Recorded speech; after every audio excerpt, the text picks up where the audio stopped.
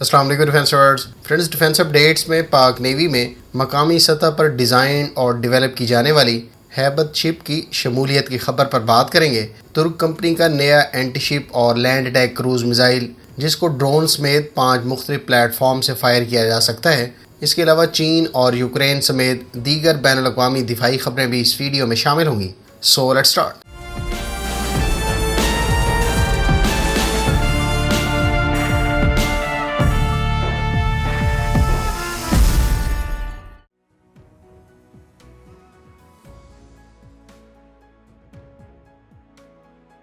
پاک نیوی نے آج 100% مقامی سطح پر ڈیزائن اور ڈیولپ کردہ شپ کو اپنے فلیٹ میں باقاعدہ شامل کر دیا ہے۔ یہ پاک نیوی اور کراچی شپ یارڈ کا پہلا لینڈ مارک پروجیکٹ ہے جس کو بغیر کسی بیرونی سپورٹ کے مقامی سطح پر مکمل کیا گیا ہے۔ اس شپ کو میری ٹائم ٹیکنالوجیکل کمپلیکس نے ڈیزائن اور کراچی شپ یارڈ اینڈ انجینئرنگ ورکس نے تیار کیا ہے۔ عظمت کلاس فاسٹ اٹیک کرافٹ پر بیس اس شپ پر 6 حربہ کروز میزائل اس کے میجر ویپنز میں شامل ہیں۔ واضح ہے کہ اس میزائل کی رینج 450 سے لے کر 600 کلومیٹر بتائی جاتی ہے۔ عظمت کلاس کی ابتدائی 1 یا 2 شپس پر C-802 اینٹی شپ کروز میزائل نصب تھے۔ واضح ہے کہ عظمت کلاس کی ابتدائی 2 شپس پر C-802 اینٹی شپ کروز میزائل نصب تھے۔ PNS ہیبت پر ترک ساختہ سٹیمپ ریموٹ ویپن سسٹم اور شپ کے سیلف ڈیفنس کے لیے کلوز ان ویپن سسٹم بھی موجود ہے، جبکہ اینٹی سب مرین وارفیئر مقاصد کے لیے راکٹس بھی اس فاسٹ اٹیک کرافٹ سے فائر کیے جا سکتے ہیں۔ یاد رہے کہ اس کلاس کی شپ پاکستان نے پہلی مرتبہ ایکسپورٹ مارکیٹ کے لیے بھی قطر میں ہونے والی بین الاقوامی دفاعی نمائش میں بھی آفر کی ہے۔ اس شپ کی ڈسپلیسمنٹ غالباً 570 ٹن ہے، جبکہ اس کی رینج تقریباً 2000 کلومیٹر اور سپیڈ 56 کلومیٹر پر آور ہے۔ یہ شپ صحیح معنوں میں فورس ملٹی پلائر ہے، جو پاک نیوی کو cost effective surface to surface defence کے ساتھ ساتھ پاک نیوی کی میری ٹائم ڈیفنس صلاحیت میں شاندار اضافہ ہے۔ اس سے پہلے اس کلاس کی 3 شپس پاک نیوی میں شامل کی جا چکی ہیں، جس میں سے پہلی PNS عظمت، دوسری PNS دہشت اور تیسری PNS ہمت ہے۔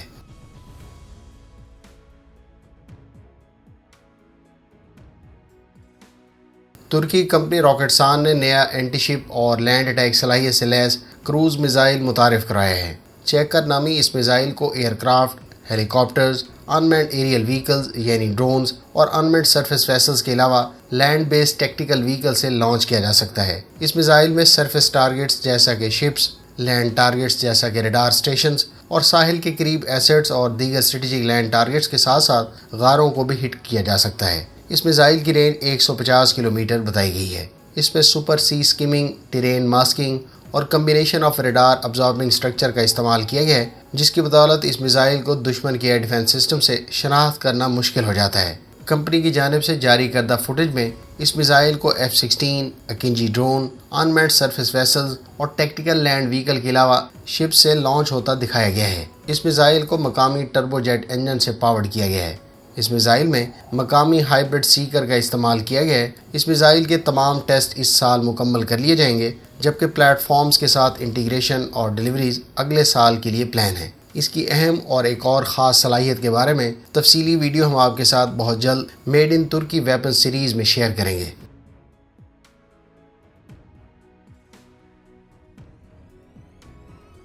چین کی ایئر فورس کے بارے میں اطلاعات ہیں کہ اس نے ایک cross day and night cross regional exercise منعقد کی ہے۔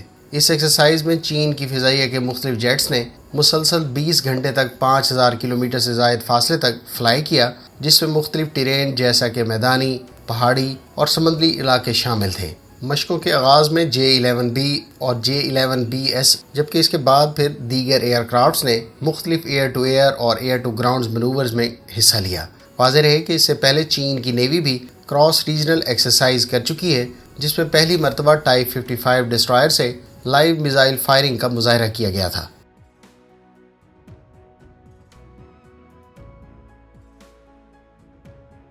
امریکی نیشنل گارڈز کی اٹیک اور ریکانیسنس بٹالین کو بوئنگ کمپنی کے اپاچی ہیلی کاپٹر کا لیٹسٹ ورژن ڈیلیور کر دیا گیا ہے۔ ٹوٹل 5 اپاچی ورژن 6 ہیلی کاپٹرز ساؤتھ کیرولینا میں آرمی نیشنل گارڈز کی بٹالین کے حوالے کیے گئے ہیں۔ اس سے پہلے اس ورژن کے کچھ ہیلی کاپٹرز UK اور کچھ جنوبی کوریا میں تعینات امریکی فورسز کو بھی ڈیلیور کیے گئے تھے۔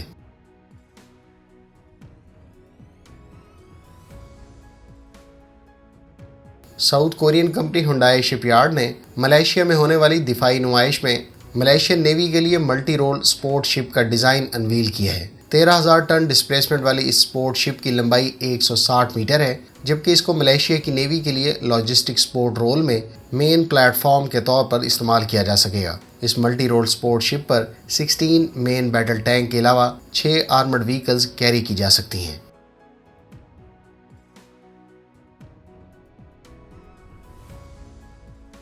بنگلہ دیش کی کوسٹ گارڈز کے بارے میں اطلاعات ہیں کہ وہ ترکی کی کمپنی ایرس شپ یارڈ سے ٹرانسفر آف ٹیکنالوجی کے تحت 9 آف شور پیٹرول ویسلز حاصل کرنا چاہتا ہے۔ اگر یہ ڈیل طے پا جاتی ہے تو ان او پی ویز میں سے ایک ترکی جبکہ باقی 8 ٹی او ٹی کے تحت بنگلہ دیش میں تیار ہوں گی۔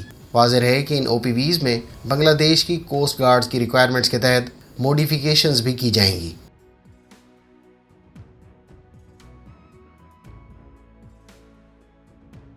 اطلاعات کے مطابق امریکی نیوی کا ایک E-2D ہاک آئی ایئر کرافٹ گر کر تباہ ہو گیا ہے۔ اس حادثے کے نتیجے میں ایک شخص کی ہلاکت کی اطلاعات ہیں۔ اس طیارے پر ٹوٹل 3 افراد سوار تھے جب اس کو حادثہ پیش آیا، لیکن اس حادثے کے نتیجے میں ان میں سے ایک ہلاک ہو گیا۔ E-2D بنیادی طور پر امریکی نیوی کے زیر استعمال airborne early warning and control aircraft ہے، جس کو ایئر کرافٹ کیریئر سے بھی لانچ کیا جا سکتا ہے۔ یہ 1964 سے US نیوی کی سروس میں شامل ہے۔